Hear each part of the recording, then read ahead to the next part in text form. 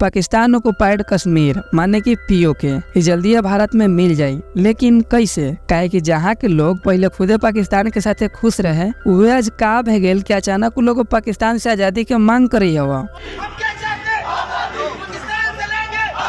देखा अभी इलेक्शन के समय बा, अगर तोनी योगी जी के भाषण सुनले हो बा। आप देखना चुनाव के बाद मोदी जी को तीसरी बार प्रधानमंत्री बनने दीजिए। अगले 6 महीने के अंदर आप देखेंगे कि पाक अधिकृत कश्मीर भी भारत का हिस्सा हुआ।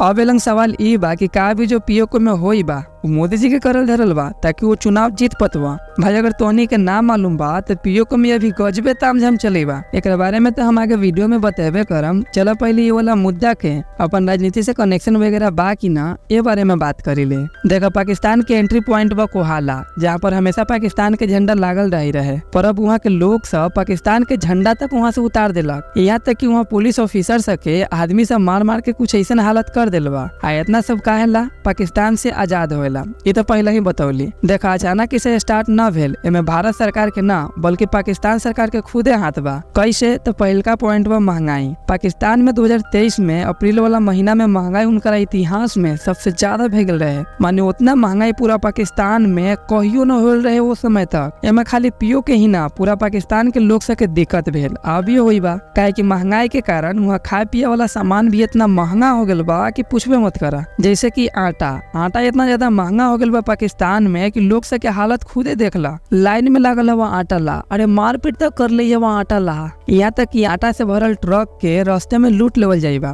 काहे कि पाकिस्तान में आटा के कमी पड़ गल बा। अब से छुटकारा पावेला पाकिस्तान सरकार आटा पर सब्सिडी देवल शुरू कर दिल, पर तैका दिन बाद ही पीओके में बंद कर दिल। पूरा पाकिस्तान में ना खाली पीओके में। बताओ खुलेआम छुआछूत। अभी और सुना, पीओके में जो मंगला डैम बा वो अकेले पूरा पाकिस्तान के 20% लाइन के जरूरत पूरा करल है। यही से एकरा बने के समय पाकिस्तान को समय के जो राष्ट्रपति रलवा वादा कले रलवा कि ये डैम के बाद तोहनी के लाइन फ्री में मिली। लेकिन अभी हालत कथी बा, 54,000 के बिजली बिल ला पूरा पाकिस्तान के 5,000 देवे के पड़ल है। वही पीओके में 5 से 10,000 ज्यादा वो टैक्स के नाम पर, जबकि बात भी रहे फ्री में बिजली के। इजाफी टैक्सेस लगाए, गरीब आवाम का जीना मुश्किल हो गया है। अब लोग खुदकुशियों पर आ गए हैं। लोग हमें तो बिजली हम तो 2 बल्ब है, एक रूम में, किचन में और एक पंखा। ऐसा नहीं है कि प्रोटेस्ट अभी शुरू भेल है, पूरा 2023 भर यही सब बात ला न जाने कितना छोटा मोटा प्रोटेस्ट भेल रहे। यही से पाकिस्तान सरकार बीच में आयलक आ जनता के बात सुने लागल। जनता के डिमांड ये रहे महंगाई कम करावा, बिजली बिल में जो नाइंसाफी हुई बा वो खत्म करावा। तो उस समय तो पाकिस्तान सरकार हम में हम मिला दिल, पर ओकरा बाद कुछो ना कहला। मतलब झूठ नहीं कही, कुछो करबे ना कहलक, चुप बैठल रह गए। लोग से 2 महीना ले इंतजार कैलक आ फिर ई वाला प्रोटेस्ट स्टार्ट कर दिल। अब मेन पॉइंट बा तो का समय भारत के हाथ बा। अभी तक की स्थिति से तोनी के तो नहीं लागे हुई, पर पाकिस्तान के पीएम के बात सुनल जाए तो उनका हिसाब से इसे भारत करवाई बा।